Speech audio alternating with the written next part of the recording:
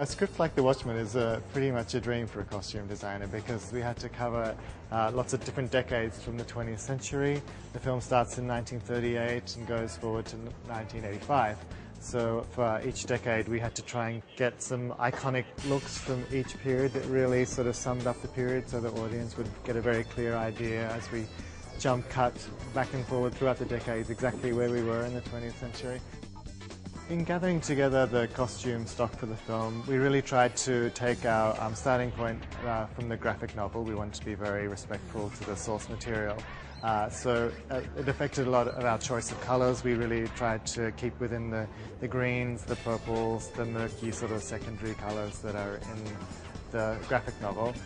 The number of extras that we have to dress for this film is pretty considerable and far-ranging. We have everything from flower children protesting in 1960s to Soviet soldiers, and the range is really pretty phenomenal. Most films are usually in like a particular period. This one is incredibly labyrinthine in that it jumps through lots of decades, so we had to make sure we were ready for any situation that we would come across.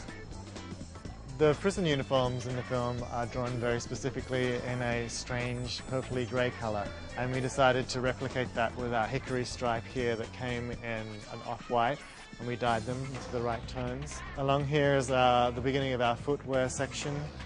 We have everything from period cowboy boots in the 70s right through to shiny patterned uniform shoes.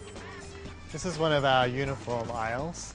There's lots of uniforms in the film, and each one was researched fastidiously. We've got everything from 1938 NYPD here.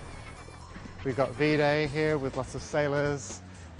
We have diner waitresses, prison cooks. We've got it all, security guards. So this is where we put together all of our uniforms and make sure that everyone has the right look. This is an example of our research books that we put together for the film. For all of the different periods, we gather images from magazines and books, paintings, art, whatever we can get our hands on that really helps evoke the period. And we refer to these when we're dressing our extras and actors to make sure that we get all of the specific details of each period right. But we also tried to really pick beautiful archetypical pieces that really summed up each decade and also give a real sense of period authenticity to the movie, because it was important for us that we wanted to represent the 20th century as it was if there had really been superheroes.